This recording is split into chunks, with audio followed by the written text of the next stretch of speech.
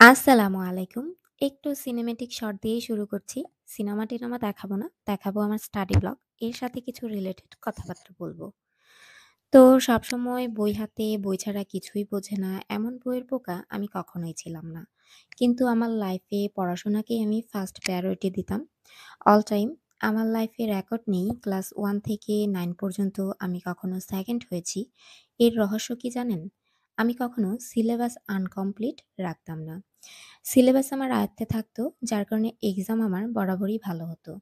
কিন্তু মাঝখানে একটু ফল ডাউন হয়েছিল, যার কারণে যতটা ভালো স্টুডেন্ট ফার্স্টে ছিলাম, ততটা ভালো থাকা আমার হয়নি। যাই হোক, এ পর্যন্ত আসতে পেরেছি, এর জন্য আলহামদুলিল্লাহ। এই কথাগুলো বলার উদ্দেশ্য হচ্ছে মানুষের জীবন যেকোনো সময় যেকোনোভাবে মোড় নিতে পারে। কেউ বলতে পারবে না যে আমার পরিস্থিতি পরিবেশ পরিস্থিতি বা আমার জীবন সবসময় একই রকম থাকবে বা আমি একই রকমভাবে পড়াশোনা চলতে যখন পারব। একটু ফল ডাউন হয়ে গেল, অনার্স লেভেলে পড়ার সময় যখন একদমই চাপ অনুভব করলাম না, তখন আমি খুব বেশি টিভিতে আসক্ত হয়ে গিয়েছিলাম। খালি টাইম বসে, বসে কি করব? তখন তো আর বিসিএস এর প্রিপারেশন মাথায় ছিল না বা নিবো এরকম চিন্তা ভাবনাও ছিল না। তখন কি করলাম? খালি টাইমে বসে, বসে কি করব? ফোনে বিভিন্নভাবে বিভিন্ন কিছু ট্রাই করতাম যে কি দেখা যায়, কিভাবে সময় পার করা যায়, কিভাবে ফোন ইউজ করলে আমার টাইমগুলো পার হবে। তখন আসলে করার কিছু ছিল না। তখন আমার কাছে আমার মেয়েও ছিল না। তখন আমি প্রচুর পরিমাণে কে-ড্রামা, সি-ড্রামা, মুভি এসব দেখা শুরু করলাম।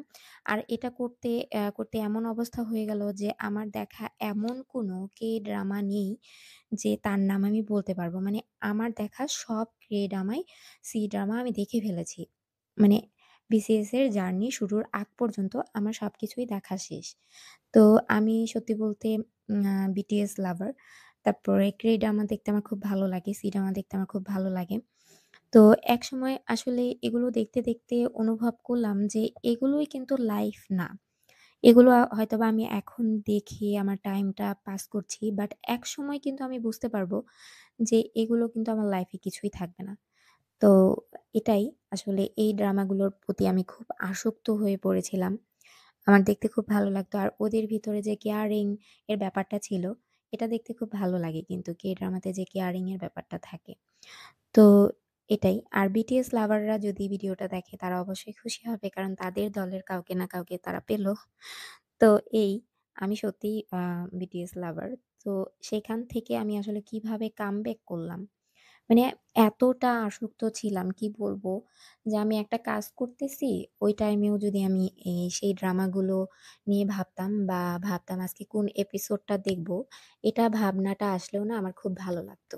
আমি এতটা আসক্ত ছিলাম বা মাঝে মধ্যে নিজেকেও ওই জায়গাটায় ফিল করতাম। ওদের অনেক এতটা কিছু হার্ট টাচিং ড্রামা দেখে ফেলেছি বা দেখতাম, সেগুলোতে আমি নিজেকে ফিল করতাম।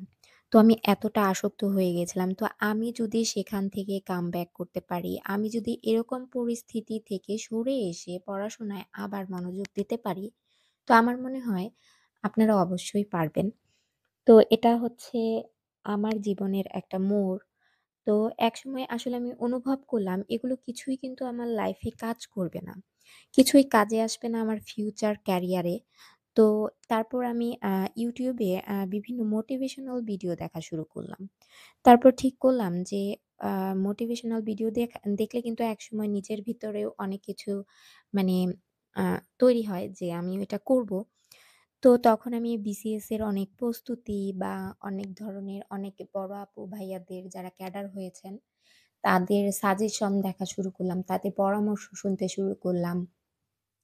আর আমার পরিচিত আমার শ্রদ্ধেয় একজন স্যার রয়েছে, যিনি বর্তমানে পরিচালক কনফিডেন্স এর পরিচালক। তো তিনি আমাকে একদিন বললেন যে, "পড়াশোনা কেমন করছো? কতটুকু আগাচ্ছ? চাকরি-বাকরি নিয়ে কি চিন্তা ভাবনা করছো?" তিনি আমাকে ছোট থেকেই পড়িয়েছেন। তো তিনি আমাকে বললেন যে, "তুমি কি চাকরি-বাকরি নিয়ে কোনো কিছু চিন্তা করছো কিনা?" তো আমি ভাবলাম হ্যাঁ, বিসিএস দেওয়ার তো ইচ্ছা আমার ছোট থেকেই ছিল। কিন্তু সেই প্রিপারেশনটা আসলে কখন থেকে শুরু করব বা কিভাবে করলে ভালো হয় সেটা নিয়ে আমি কখনো ভাবি নাই। তো স্যার আমাকে বলল যে, "দেখো, এখন কিন্তু সময়। তোমার চাকরির বয়স অনেক রয়েছে। বাট তুমি যদি এখন থেকে প্রিপারেশন না নাও, তুমি কিন্তু পারবে না। কারণ বিসিএস কিন্তু অনেক বড় একটা জার্নি।"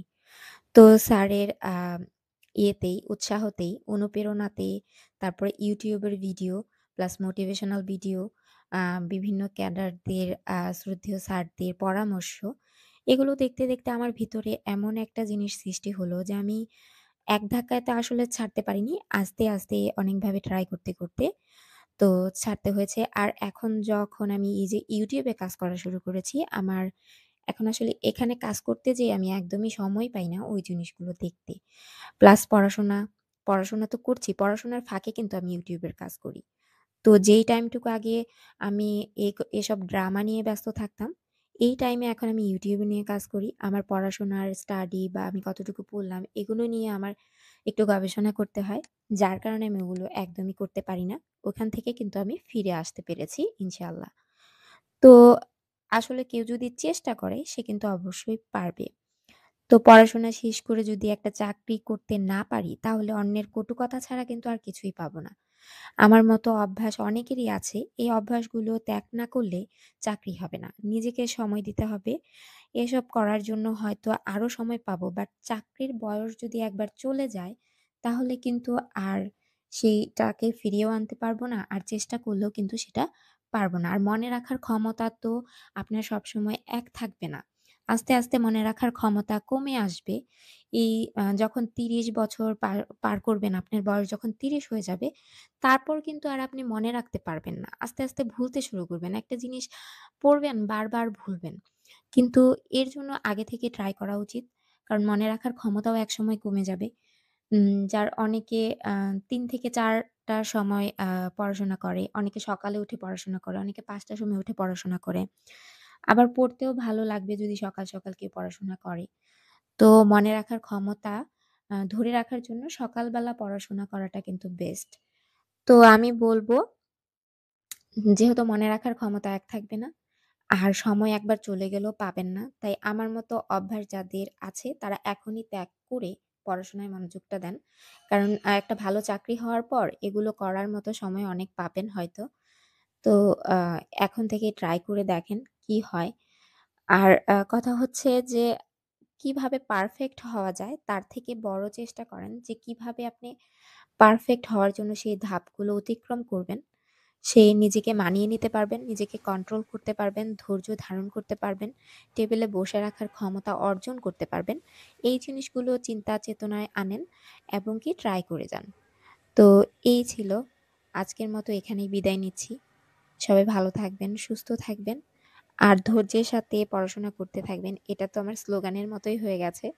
তো অনেকে হয় আমার স্লোগান হিসেবেও দিতে পারেন যে ধৈর্যের সাথে পড়তে থাকেন। কি আর বলবো? তো আজকের মতো বিদায় নিচ্ছি। সবাই ভালো থাকবেন, সুস্থ থাকবেন। আল্লাহ হাফেজ।